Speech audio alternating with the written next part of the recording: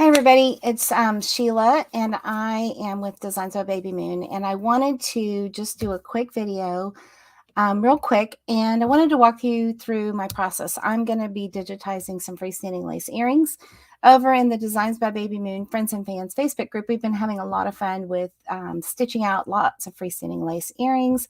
I've gotten lots of requests. There is no end to it. So the list of earrings that people want is a mile long, probably longer.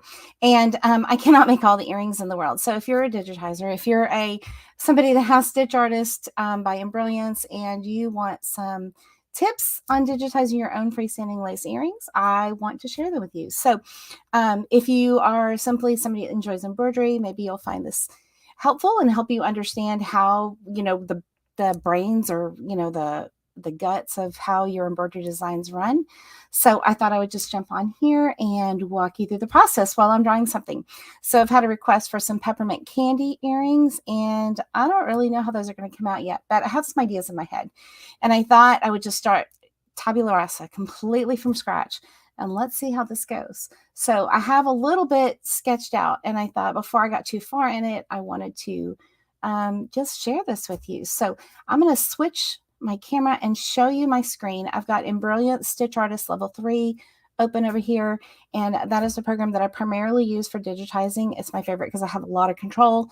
I can apply stitches. I can move shapes around so that they feel the right way, and it has a lot of kind of built-in controls that I really like to tweak so that I can get the result that I'm looking for in a freestanding lace design. And other embroidery designs too, but I love it. I've been using it for several years. It's super fun, and they're always adding some new features. So if you haven't checked that out, I will put my link in the description so that you could look at the Embrilliance suite of programs. They are multiple programs that run in the same platform or sandbox, and so you just add on different things. There's basic embroidery file editing where you can add little things to it. You can add designs, you can add lettering. If you just like to personalize things, you can kind of move things around a little bit.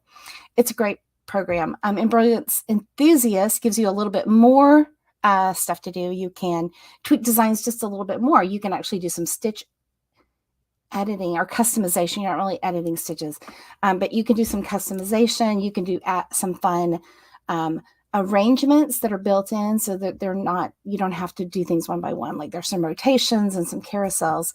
It's super fun too. And then Stitch Artist is their digitizing platform, and there are 3 levels to Stitch Artist. I use Stitch Artist 3 because it's got lots of tools, everything that I need as a digitizer to publish my designs for sale, and just lots of fun stuff too. So even if you're just doing it for fun, it is fun to have this. It's fun to have all these tools. And anyway, so come along with me, and let's make some earrings today. And I'm going to be just drawing these out. I'll stitch them out later. We'll see how they go. I stitch them out on a couple of different machines just to make sure everything works right in the formatting. And that the end result's going to be something that I like. But we're just going to draw them out today. So let me share my screen so that you can see what I'm doing. And let me get the comments up here so I can see if you're with me or not. And if you are, please say hi. Let me know where you're watching from, and let me know what it's like. Today it's kind of it's a humid, cool-ish kind of day, and it would be great as long as the clouds were there and it wasn't raining, but it's kind of raining, so I don't like that part. But anyway, that's just, let me know where you're from and what it's doing in your neck of the woods. Are you getting snow, or are you still hot? Who knows what the weather's like. So let me see. Oh, I see somebody here. So I see Patricia. Hi, Patricia. I'm glad you're watching with me. And I hope this is interesting to you. I never know if this is something that people want or not. But anyway, let's just see. So let me share my screen. Okay, right here I have Embrilliance Stitch Artist open on my computer. And like I said, I love using this suite of programs. And right now, this is just how it comes when it opens up. And I had something else. Well, I had the little peppermints over here that I started working on, but I'll show you those in a minute because I want to start from scratch right here. I have a 4x4 hoop grid selected and showing up on my screen. And when I'm digitizing earrings, I really want to be working in a small space because when we're stitching them out, we want to be stitching them out on a small hoop. So I just keep the grid and the hoop visual up on the screen so that I can stay in my boundaries. And I know they're going to be quite a bit smaller than that. But anyway, so I've got that up here. I'm working in inches. So this is a 4x4 inch hoop, or in millimeters, that'd be 100 by 100 millimeters. So let's put some stitches. Let's put some shapes on here that we can play with. So the first thing I'm going to do is I'm going to go into my create mode. So Stitch Artist has, this is just like the basic mode. You can flip things around. You can move things on the screen, but you're not really working with the stitches. So let's go into create mode. And that's this little icon right here. And that gives me a whole bunch of tools. And this is like my play yard. It's just, I just love all these tools. It's like having your box of paints out, or your, whatever your craft is. These are all the gadgets that you need. And so this is my play yard, and I'm excited when all these pop up. Okay. So I told you before, I'm going to make some peppermint candy earrings. And I think these are going to be kind of roundish earrings. They're going to be round like a little peppermint candy. And actually a peppermint candy would be kind of heavy to hang on yours. So yeah, let's do it in freestanding lace because that's lighter and easier. I'm going to put my glasses on so I can see right. Okay, there we go. Okay, so peppermint candy is roundish. So let's get a circle. And this is a fly out tool in level 3 that gives me some basic shapes that are automatic. And I'm just going to draw some circles. Now, these grids on my screen, they're blown up quite a bit. So I'm working at, this is 230%. I can see at the bottom of my screen over here. So I'm zoomed in quite a bit. I can see my whole grid, which is what I want to see in front of me. And so I know that those boxes are 1-inch sizes. So I want something that's a little bit smaller than 1 inch because I'm going to put a loop at the top and it's going to dangle down from the earring a bit, but I don't want them to be so huge. I want these to be tiny little peppermints, and maybe they'll come out and I'll make them in a couple of different sizes. So we'll have some big peppermints and little peppermints. I don't know yet. Let's just see what happens. But I want a smallish one. And this one, if I move it in the box, it's just about 1 inch square. Let's make it a little bit smaller. Okay. So I've got a block for my peppermint candy. When I create earring designs, I like to have both earrings so you can make 2 earrings at a time, even if you run them one right after the other. But I like to have them both in the hoop, and that way you load one design file, you run it once all the way through, and then you have 2 earrings. I just like to do it like that. I don't recommend, and I say this all the time, but I'll keep saying it again, because I don't recommend that you multiply freestanding lace designs in the hoop unless you have some really good hooping techniques and you're using some extra tools to get that stabilizer really tight and make sure that that stabilizer doesn't draw in as you're stitching. So that, like I say, I just always start out with the smallest hoop possible. If you have a smaller than 4x4 hoop and your earring file will fit in that, by all means use that, because not only will you save on stabilizer, but you'll also get the best quality stitching because those stitches aren't pulling on so much stabilizer that's outside of the area of the stitching. And it, it can kind of pull in, and you're just getting a better quality hooping. Okay. And you're not wasting your stabilizer. So smallest hoop that your design will fit in is what I always recommend. Okay. I told you were just going to get all of the details of what goes on in my mind when I'm thinking about an earring. And a lot of this stuff I kind of do automatically, but I'm really going to slow down, think through the process, and share that with you. Kind of like I'm teaching a kiddo to drive right now. One of our kids is still learning to drive. And, there's things that you do that are automatic and you don't think about anymore, but really like there is a process that you kind of learn to do. And so this is just my muscle memory, but I'm slowing down and I'm thinking about it, and I'm going to tell you what I'm actually doing on the screen. So, okay. Sorry, enough that. That's just what's going on. I see Colleen here. Oh, Patricia, you say it's sunny but cool. That's a great day. Colleen is in Northern Washington. Oh, Whidbey Island. I have a friend that lives in Whidbey Island. It's so cold today, unseasonably cold. Oh, and you're learning about digitizing. Great. You know what? Actually, so freestanding lace is super fun because you only have to learn about how the thread and the stabilizer work together. You don't have to worry about how the fabric acts. So it's fun. It's super fun, and there's so much you can do. Okay, and earrings are just fun, and I'm kind of addicted to earrings. I haven't even put any on yet today. Maybe the peppermint ones are what I will be wearing by the end of the day. Okay, anyway, let's get to it. I've got the circle. And the first thing we want to do is I'm going to fill this circle with thread. So I need a lace background first to work on. I'm going to use a built-in function in the Embroidery software called the Freestanding Lace Fill. And this is a great base layer, and you can do a lot of things to it. So let me apply the stitches to this shape. I've got it on red here, but in my head, I'm thinking that I want my background to actually be white. First of all, because white bobbin thread is readily available and it's the most accessible bobbin thread for most people. And then we're going to add some colors to it. But if you only had white, I think you could still do this. As we add details, we'll know more about what you might need as far as what threads. When we do freestanding lace earrings, I like to tell people to use the same color bobbin as they're using on the top thread, only because an earring's going to dangle and wiggle around on your ears. And so you might see both sides of it. And when you're doing embroidery and your tensions are balanced correctly, a little bit of that top thread does show up on the back. If you're using the same color bobbin thread, then it's going to look pretty similar from the front to the back. I have some little earrings here that I did, and I didn't change the bobbin thread on them. And so you can kind of see some of the, I don't know, this is the back. They're little kitty cats.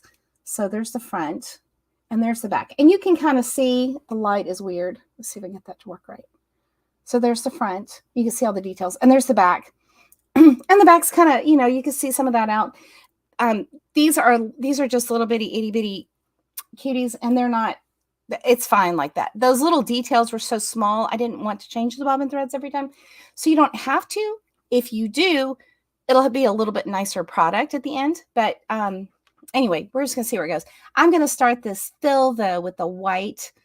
I'm going to plan to do it in white, but I'm going to put this a different color in the background just so you can see it on the screen better. Hey, Jennifer. It's nice to see you here. I'm working on your stuff. I'm working on your idea. I got your message. Haven't done it yet, but these earrings, they have to come out. They must come out. Okay, let's put some freestanding lace fill in this. So this is the button right here. It says freestanding or quilted fill. And let me show you what happens when you pop that button. All of a sudden you get a little neat little grill on the design. The first thing that I'm going to do that I know that when I want earrings to run, I want to make sure that my tie off threads and the tails from starting or stopping, they're all going to be in a similar place so that you don't have to do a lot of cleanup in the back. If there's one thing that I absolutely hate about embroidery is that when you have jump stitches and threads and you have to do a lot of cleanup at the end, I don't like that. I want to, after I get done embroidering, I want to be done, do a little bit of work, and then, move on to the next thing. I don't want to spend a whole lot of time cleaning up threads. That bugs me. And so I try to make sure my designs are easy to clean up. This automatic circle comes out of that fly out tool that we use to make the circle with the start and stop ends of it. Those are the little bow ties right here. It comes out with those on the side. And I like them at the top because I know I'm going to have a loop for the top. I'm going to have a run for holding the whole thing together. And I'm going to try to keep all of those at the top. So let's go ahead and I'm going to adjust my circle. So I'm going to rotate it. So those go up to the top. I didn't draw a perfect circle, I can tell right here. And so it doesn't have to be a perfect circle. It's freestanding lace. It's okay. But I like it to kind of look, actually, I like it to be,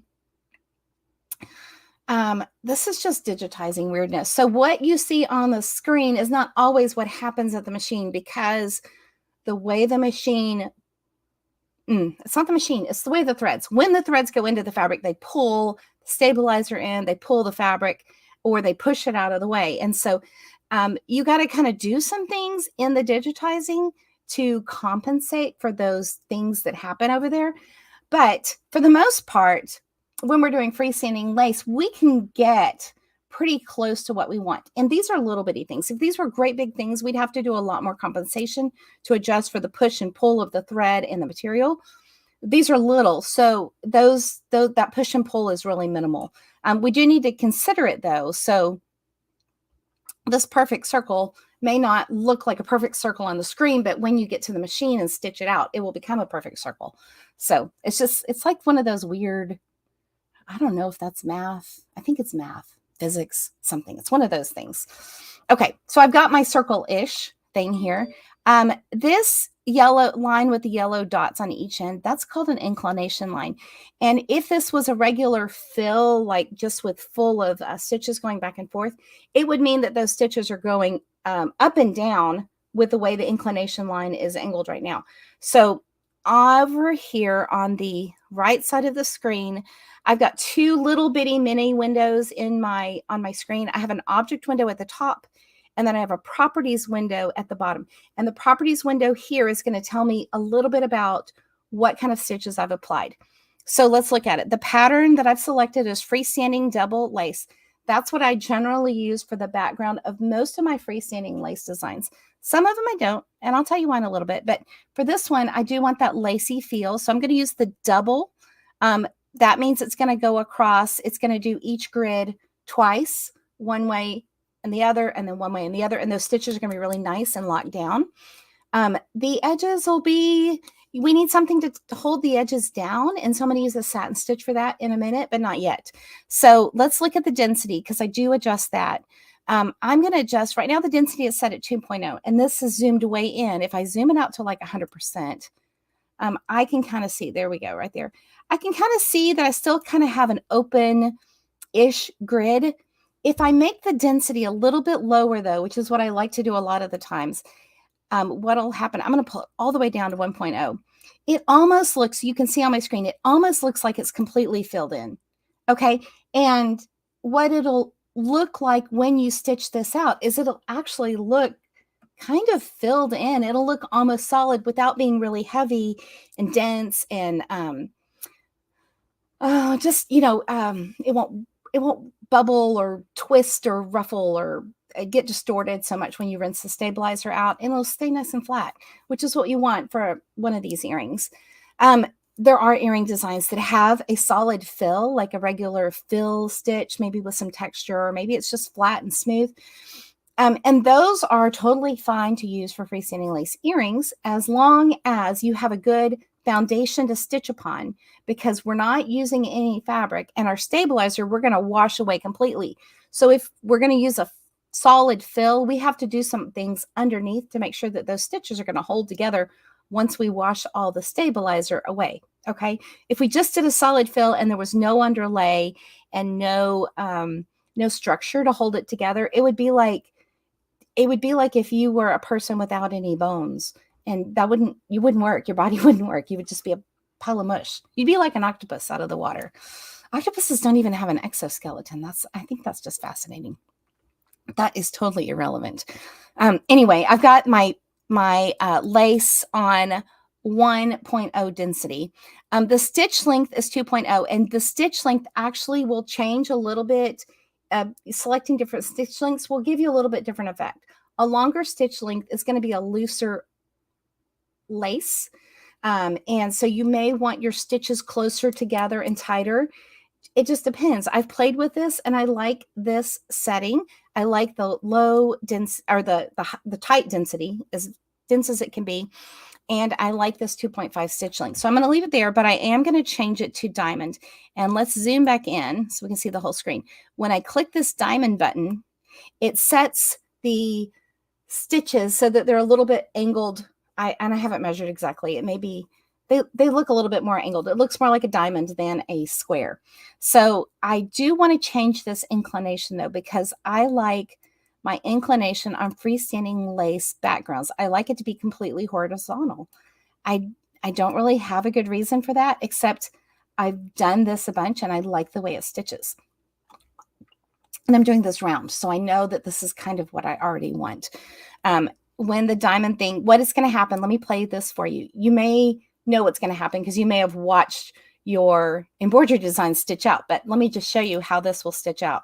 So I'll go to the stitch simulator up here, and you can see that it's going to start at the top because that's where the starts and stops are, because that's where those thread tails will be when your machine starts, okay, because it'll leave a little bit of a tail. It's going to go around and it's going to start filling in that circle. Okay, it's going to fill the grid one way, and then it's going to go back down and fill the grid the other way. You can see that diamond shape start to form, right? Okay, now, and then the next thing it's going to do is it's going to do the whole thing over again. So it's going to do one side, go up across, and then it's going to do another layer the other way. And so that's just nice and locked down. It's really great. And it's super fun. And yeah, I like that. I like it a lot. Let me change this to something a little bit lighter because we're going to start making this look like a candy. Okay. I've got it on red, and let me use something that is a lighter color. I'm going to put gray for now so you can still see it on screen. Let me show you what white would look like. White would look like. It's really hard to see. So let me put the silvery gray texture to this and say, okay, that way we can still kind of see our background so we know what's going on. Okay, let me go back into create mode because I jumped over to the simulator and it took me out of create.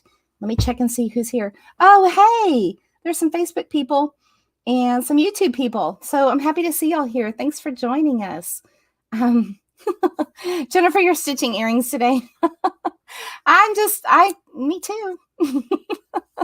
I thought I was going to be done last week, and here we are. We're still making earring designs. So yeah, have at it. Have fun. Maybe by the end of next week, we'll be done. I don't know. They're so great. I'm doing like in between everything. I'm doing teacher gifts, and I have a bunch of kids. And so there's a bunch of teachers. And so some of them want some customized things for some of their teachers. So I'm doing all that in the middle. But I think most of the teachers, if they're a female person with pierced ears, they're getting earrings. So freestanding lace earrings. That's what you're getting, teachers. So hopefully that's okay with you. I don't actually know if any of my kids' teachers are in here. You didn't hear that if you are. Okay. Okay, let's keep going. So let's make this into candy. And what I want to do, I'll show you on my, let me flip over to my next screen because this is where I started and I thought, I want to show people this. So over here on this section, I did my circle and I started adding these little wedges and I just drew those other wedges. I'm not quite happy with them and I don't know why. Well, actually I do know why, because I started with the wedges and I didn't start with the background. So let's go over here and let's build these candy wedges on this shape. So one of the neat things that I can do in Stitch Artist is I can actually draw shapes with points and then fill them in with different kinds of stitches so I can see what happens. I am going to pick this point tool, and I use this tool pretty much every time I make a design. I rarely do something where I'm just using shapes and then applying stitches. I'm always kind of drawing with points. And this candy cane, I didn't actually look at any pictures of candy things, and I should have. I was at Hobby Lobby the other day and I saw some candy, decorations and ornaments. So I kind of have this swirly thing in my head, but I'm not really using anything as a reference. You totally can. You could use some clip art that's made for digitizing embroidery designs, but this candy's just coming out of my head. So let's just see what happens. Before I do that, let me move this circle so that it's at a point where I can see the middle. Can you see the middle of that? So that dot that I used, that handle that I used to grab it, I want it to be somewhere at a crosshairs because I need to find the middle when I'm drawing the wedges. Okay, so that's why I moved it there. So when I click on the drawing tool, this pencil drawing tool, I get a plus, like a little crosshairs thing, and I get a little point, that little circle right there. That just tells me what kind of node I'm putting. Nodes are they're kind of the building blocks of the shape. There are three kinds. There's nodes that are a curve that set a curve line where you can manipulate. When you manipulate one handle on one side, the other handle of the node reacts to it. So it's kind of like a bendy line. There's another kind of node that is a cusp, and it means that when you set the point, the line that you're drawing only moves on one side. The other side is set and stable, and you can move one side at a time. So you can do different things with that point staying at the same place in the middle. It's really good for like heart shapes. So if you think about the point at the bottom of the heart or the cusp, that point that's at the top of the heart between the two top bumps, those are really good places to use cusps. And then there's a line one, which just makes straight lines. And so you can make straight lines on all kinds of angles, and that is a square looking thing. So I'm going to use the cusp one because I'm doing curved lines, but I want the corners not to be lines. I want them to be able to be crisp. Okay, so I'm going to use my shift key. Again, I told you I'm walking through the whole thing. And then you can see my node change to a little circle with a line through it. That's the cusp tool. And then I'm going to just start placing points. I've got to put a cusp here, maybe just a curve there and another cusp. And I'm going to make this little wedge kind of thing. And I'm going to put a point right here. So I get a wedge and then go back up and connect it at the end. And I use the left button on my mouse, so my index finger, to place the points. And then I use my right index, or my right finger, middle finger, to the right button on my mouse to finish the shape and close that off. So we've got a little wedge here. Let's change the color of it so that it can look like a little wedge. I'm going to make it red. So now the color of the shape is red, and I don't have any stitches. I'm going to close the shape so that it's a solid thing, and I'm actually going to blow it up. Let's look at this really close. Get right in there so we can really see what's going on.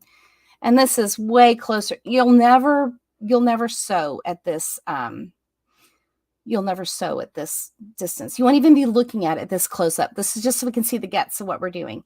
And that way we know that our nodes are all in the right point. And I can see, I can adjust them. I can move them just a little bit. I want them to be kind of right on that edge so that they finish right there, and so that they're going to be covered up by the outline stitch that holds it all together. And I like that wedge. So it goes from the outside to the inside. And I'm going to make some more. You know what? I don't know. Let's look at this other one over here. On this one, I did swirly wedges. Maybe that's what I don't like. Maybe I just don't like it because I didn't go to the center properly and it's off center. So let's make these kind of curvy wedges. I'm going to take this node, and this is a curved node. So you can see when I mess with these handles that the whole line wiggles. Okay, I'm going to do this one. And this one is the cusp node, and only the side that I'm pulling on wiggles. Okay, so that's what's nice about those different kinds of nodes. Another thing that's nice about Stitch Artist is I get nodes to play with. So I'm really manipulating shapes before I've even started putting any thread or stitching to them. So I'm really just drawing shapes right now. Okay, this one, I'm going to grab this line here and I'm going to bend it in a little bit too. And you can see the handles appear on those nodes at either end of this line that are actually, it would be like I would be dragging each of the handles, but I'm not. I'm just dragging the line, and the handles are adjusting for me. So I'm moving this line up to curve it a little bit. And this handle, if you're digitizing, this is called a wonky node. So this one down here is pulled off here, but really what's happening is it's going to try to put stitches, and they might be, it's almost like it's twisted. So these are called twisted nodes. I don't want a twisted node. I want to make sure my handle goes into the shape so that that shape forms nicely when I apply stitches to it. Does that make sense? I hope that makes sense. That is a really technical thing, and wonky nodes and twisted stitches are like the bane of any digitizer's existence. We hate them, and they can really throw off everything. But I know how to find them on the beginning sign rather than on the part where we've already gone to the machine. So I always look for them first. No wonky nodes, no twisted stitches. Okay, we've got a shape. I like that shape. I think it's a good shape. It's not too big. Let me measure the shape and see how wide it is at the widest point, because I might be able to do a column satin stitch. Would be really fun and have a lot of texture on this. So let me measure it and make sure it's not too wide. So the widest point would be out here at the edge. And from this point to this point down at the bottom, I can see that that length is 3/16 of an inch, which is under 1/4 of an inch, which would be just fine, I think, for a column stitch. Let's apply, let me click off that. Let's apply a column stitch to that, which is this tool right here, a satin column, and let's see what happens. Ta-da! We've got a column stitch. Now I'm going to add some inclination angles so that, remember, for the lace, I wanted them going this way. I want my column to be a nice column that's smooth all the way down to the point, going the right direction. And so I'm going to do that. I'm adding those inclination columns. I'm going to click off of that with my mouse button, and I'm going to look at that, and that looks pretty good. I like that right there. Let's copy that little shape. There's a copy tool up here. There's a paste tool. I pasted another one, so I've got 2 instances of it in my object window. And I'm going to just rotate them around this area. Okay. And let's just fill this little circle shape up with these. I've got 2 of them now. I can do 2 at a time with these wedges. Okay, so I've got 2 more. Let's move those over there. Oops, not quite yet. Not yet. Not yet. There we go. Kind of want them to be roughly the same distance from each other, but I want them to be at the edge. So there may be, I may have to do some adjustments. I can see I'm going to have to do some adjustments. That's okay. No biggie. Or maybe this turns into a fancy candy with something in the middle. Who knows? Let's copy all of those, paste them, and then rotate them around so that they're on the bottom of our circle. Oh, that's looking cute. That is looking cute. And I don't think I need, let's see. These guys are not quite on the edge. So let me just make those guys go to the edge. Get down to the edge, y'all. I think I just need one more. So let's just click that one and put him in there. And that's that one. Move him up a little bit and let's rotate him around. And maybe, that looks good. Do y'all ever watch those candy making videos? There's like a candy shop in Australia that does like these live videos with their candy making, and it's just like they do they melt the sugar and they put the glycerin in it. Glycerin? Not glycerin. Glucose syrup is what they put in it. And then they end up with a big boiling pot of candy, and then they put it out on those big trays, and then they start working it, and then they pull it on the hooks and they pull it, and anyway, they make all these designs inside these candies and the way they lay out the shapes. I think about that a lot when I'm digitizing because and it just happens we're making candy. But what we're doing here is we're doing some things. We're putting things down before we know what it actually happens. So we're just putting shapes inside of a thing. Anyway, I just thought about that. If you watch those videos, they're super fun. I wish sticky something. Sticky? They pop up on my Facebook Reels all the time. And now maybe they'll pop up in yours too, because we've been talking about it and maybe your phone heard it. Okay, let's look at our candy. Our candy's looking pretty good. It looks like that this is actually, it's not quite a circle. I'm going to adjust it first with this lace with my background so that I can pull these side guys in that aren't touching each other. I want to pull those in just to kind of get them all to the middle. And I'm going to feel better about it when I do that. All right. Yep, I sure am. This one right here, I want to adjust a little bit out. And what I can see is a neat O swirl right there. So let's go ahead and change that to white. I'm going to go back to my base layer. I'm working in layers. So I've got a layer of the white. Now I've got a layer of the red. That's looking pretty cute. And I want to see if there's something else I can do. So since this is going to be an earring, I need this to be on a little hook. And there's, I need a little hole so I can put an earring wire or some kind of hardware in there. And there's a couple of different ways you can do it. That's looking really cute. I really like that. I didn't know I was going to like it already so much. This was faster than I thought. You know what I do want to do? I want to make sure that these are all going to run and they're not going to clump up on each other as they're running. So do you see this little red and green flag? This is the starts and stops. And so right now, let me show you what will happen. That's the white. We already saw that part. It'll start drawing those wedges, and it's going to start each one at the top left corner. The corner of the candy. It's going to start right there, that top left time every time. So those are going to be jump stitches, and I don't like jump stitches at all. So I need to think about that before I go any further, because I want those all to end underneath the outline. I want those edges to end under the outline so that they're not on top of the outline. It'll run smoother and it won't be chunky and too hard for the stitches to be applied to the outside. So let's fix that real quick. I could have done it before. What would be okay with me is if it ran corner to corner, and then we can put a circle on the outside for them to travel along. So I'm moving my starts and stops so that you can see what happens when I start moving them. Those red dotted lines are telling me where the jump stitches are. They're less now because they're going only across those white gaps, but we're going to fix that. So let's just move all of the red ones over there out of the way. Dun, dun, dun. I love this part.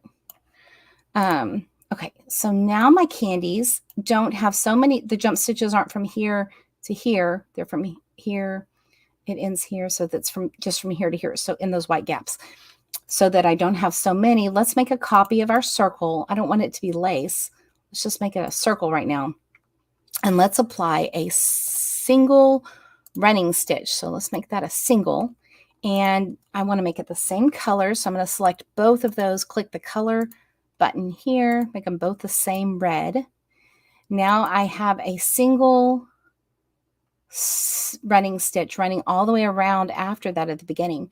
But there's a couple of different ways I could do this. I could take that single run and I could branch all of these together. This is a neat function of level 3 Stitch Artist, which I think is just fun. And I could click this little branching tool and watch what happens if I do that. Now I have over here in the object window, I have one column design, and see all these little empty things right here. So they're no longer filled in little wedges. They're all part of that one column. So this, my software thinks that that's one piece. The embroidery machine will think that that's one step instead of a bunch of little wedges, which is fine.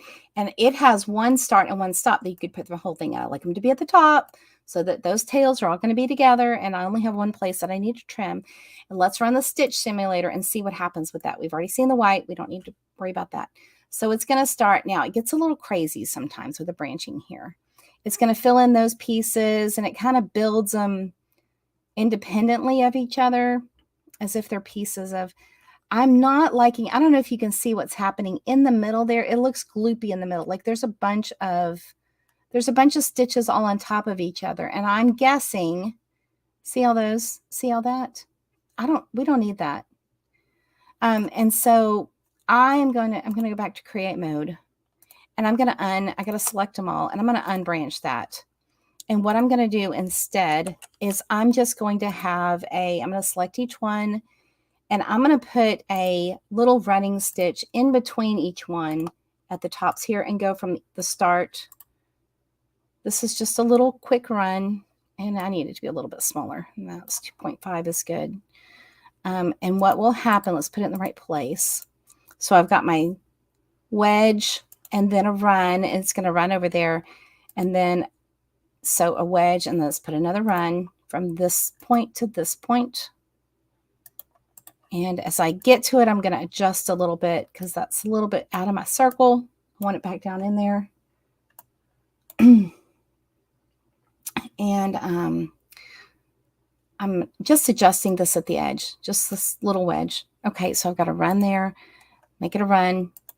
Sometimes I forget to make them runs. I want that to be 2.5. These are just little stitches. What's going to happen is it's going to run. I'll show you what I'll do. It'll run one wedge, and then instead of stopping and jumping, it'll just make a little path right there. See the little path? And then it'll start the next wedge. So it's super efficient. Okay, so did you see where it started that next little thing? And so it can just keep on going. Your machine's not going to stop. It's not going to have to cut a thread or jump to somewhere else. It just will be nice and simple to run. So let's keep going. Let's add those little runs in there.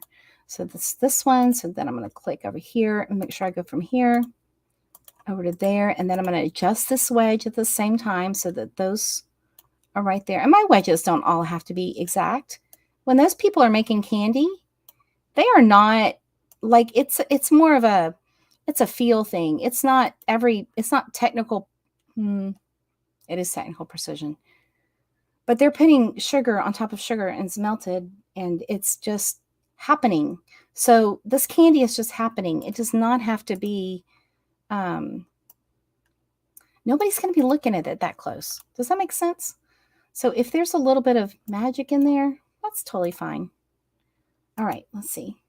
Make another run. That's good. Adjust this wedge. And what I'm also trying to do is I'm making sure that those starts and stops are right on top of each other, just so that they're the same. Okay. Keep going. Almost done. And then, this is just nice little shapes. I love this process. And now y'all are sitting here with me. This is what I do. When I'm drawing out designs, this is what I'm doing. And I love it. I want this one to go down. Okay. Next one. Draw this line. Making our candy. It's Baby Moon Candy Factory today. Fun to make some ribbon candy. That would be kind of fun.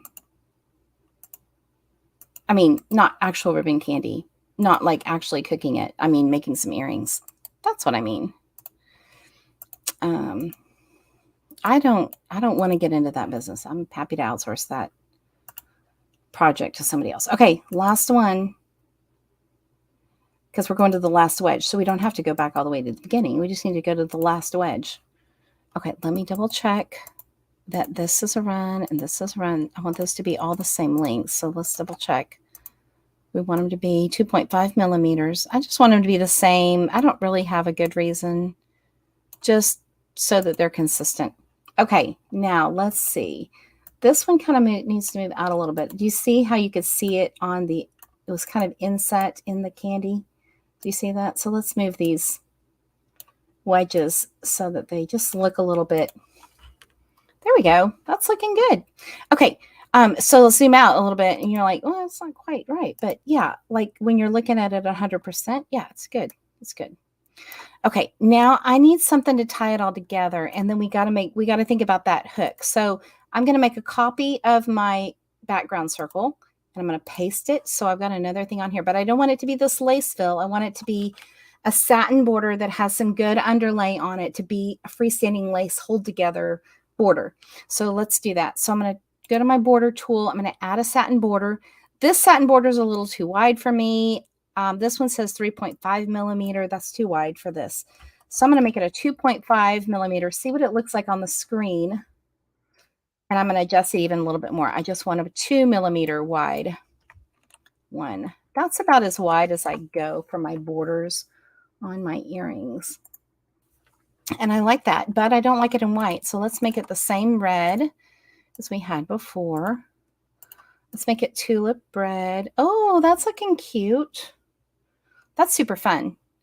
Okay, now I need a little hook to hold it on. Let me give it a name right here. I want to give it a name too before I go any further. I'm going to save this. I'm going to give it a name. DBB Peppermint Candy Round Earrings. No, it's FSL, so it's freestanding lace.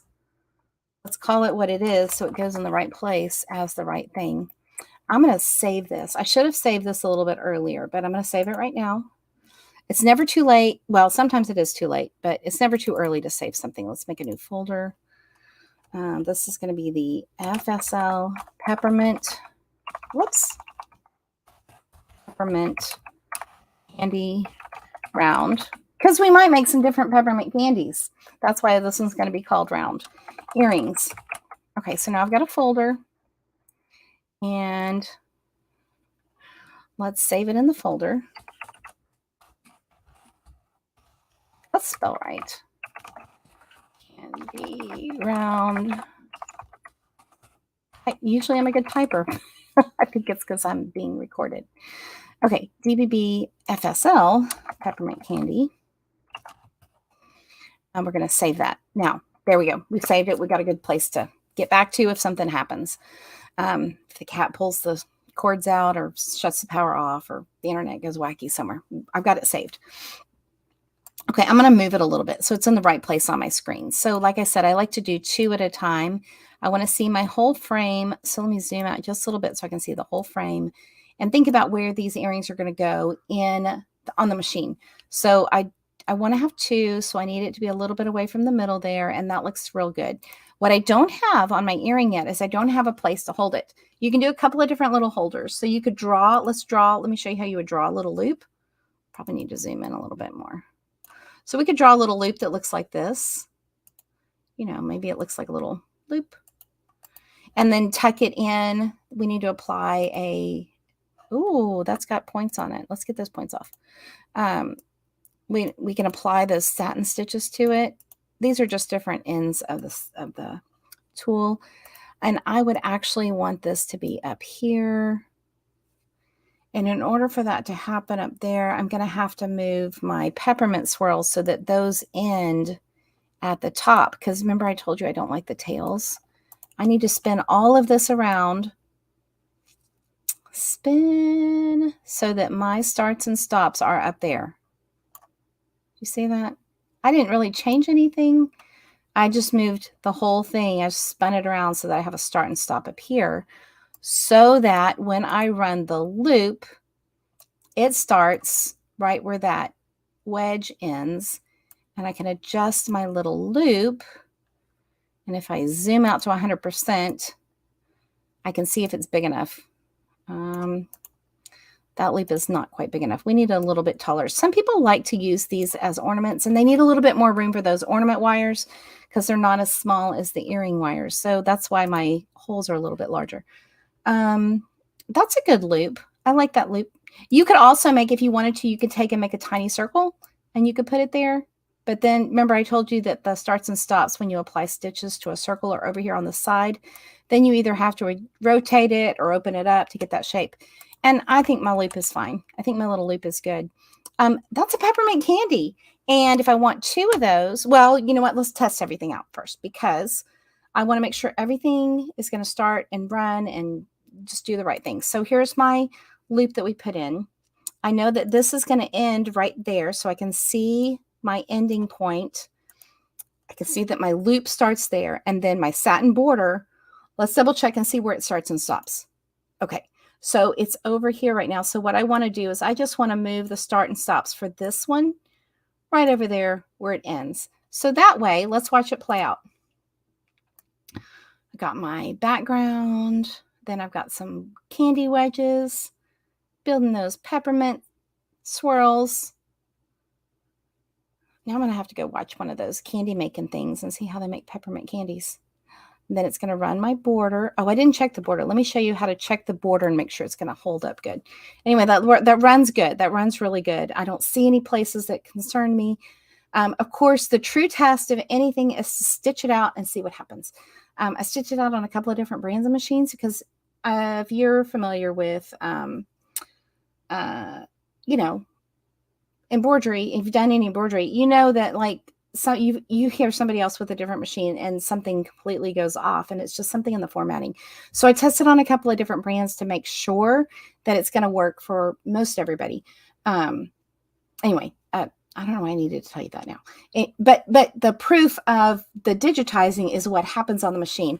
We can draw this out, and I can say, oh, here you go. Here's a peppermint candy. And if we've not stitched it out before, we really aren't 100% sure that it's actually going to work. We can kind of assume that it's probably going to work, but there might be something in there that I missed. We missed in the digitizing. It's not an automatic process. It's not just click, click, click, poof, you're done. It's that the testing is really the proof of good digitizing. So I'm really concerned about that. And that's something that I'm really passionate about. So anyway, we'll have to stitch these out before we do anything else. But let's go back to our create mode. And I want to make 2 of them because like I said, I like to make 2 earrings at a time. That way I have them and they're done. And if it works great, then it's great. And if I need to tweak something, I can come back and tweak something, and then I'll have another set. So that's fine. There's never too many earrings. And there's no shortage of people in the world that wear earrings that need some. So you never know who's going to need some earrings. So let's make a copy of this. Copy. And then let's paste. So now I've got 2 instances. You can see over here in my object window, now I've got 2 sets of them. So I've got the first one we did and the second one we did. And I know, because I've been doing this for a while, that these stitches aren't really going to pull on the stabilizer a whole lot. There's not a whole lot of stitches in this whole file. There's only 5,000. I'm looking at the bottom of the screen. There's 5,163. It's probably okay for us to run all of the white one time and then all of the red. And so we only have to change the top thread and the bobbin thread once. Sometimes though, I'm surprised when I get to the machine and the second earring, like if I've done it where you stitch all the whites, then all the reds, you know, all the colors in their layers, the registration can get off no matter how good you've stabilized. If the design just pulls a certain way, you don't have any choice but to run it one at a time. And so that's why some earrings run one at a time and some you can run the whole thing through twice. So okay. I don't know if that was a side rabbit trail or not. Let me see. Ribbon candy. Somebody wants a ribbon candy? Okay. We may give it a go. Let's see what happens. Oh yeah, I know Floriani is really great software too, and it has a lot of neat things that it can do. I've been really, um, I've been really checking that out. I have a friend that uses that, and they love it. So those are the ones you like, Jennifer. Yeah, the ones that run all at one time. I know it's faster. You're not changing the bobbin 45 times, and sometimes you just can't help it. This one, I think we're going to be okay though. So what I'm going to do is I'm going to go up here to my top thing. I've got two separate designs. So the machine isn't going to really know that I've got two separate designs. But when I go to batch convert it, I want it to be all one design. This is two instances with like an outline. You've got like, one with little A, B, C underneath it. So that's what I've got. I've got one with ABC and I've got a two with ABC. I want them to all be in one with ABC under it, not two separate bullet points, if you will. I don't know if that makes sense. So in order to do that, I've got to go over here to create, design, combine designs. Now I have one instance. You see how it put them all in one object? And so I have all these pieces.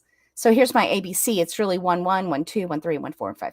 All the way down to, oh, it's got a lot of pieces, to number 40. We've got 40 pieces.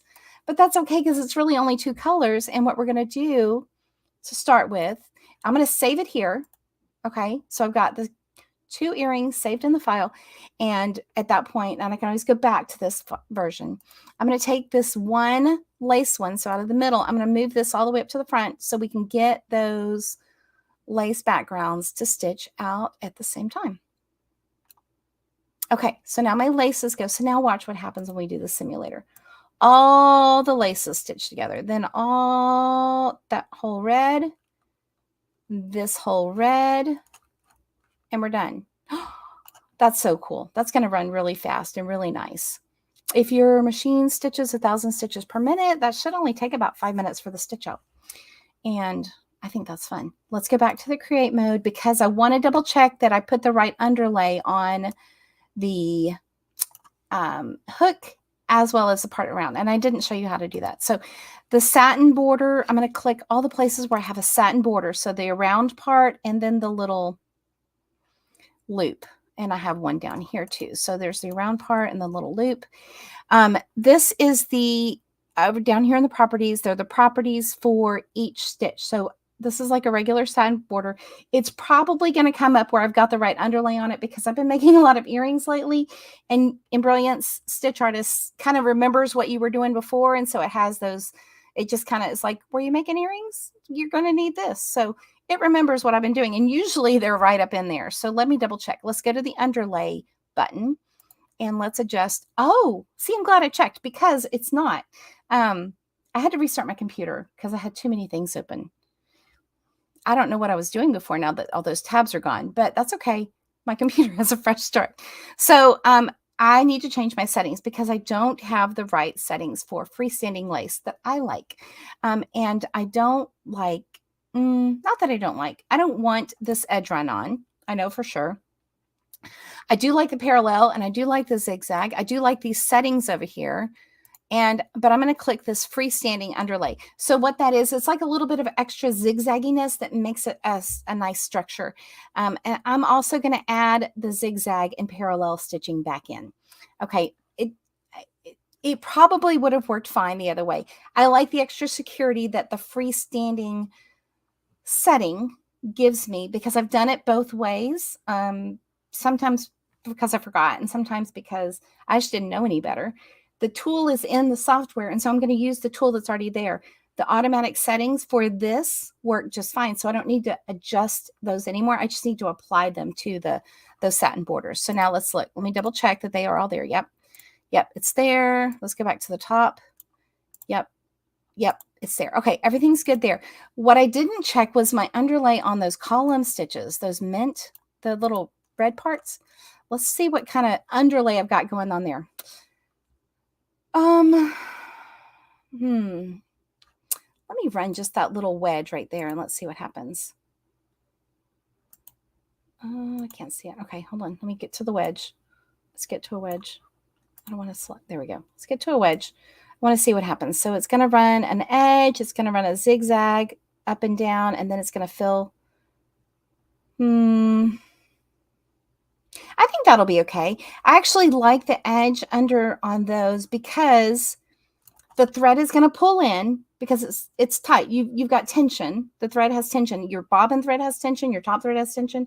That underlay, say those two lines that are going down the side. Let's go back just a little bit so you can see the two lines that go on the edge of the candy cane stripe. See those two lines right there? That's called the edge run. Okay, so I had that edge run button checked. And then there's a zigzag that catches both edges of the edge run. And that line is there on the background. So that's our base. That line is there on the base so that the stitches fill up that area.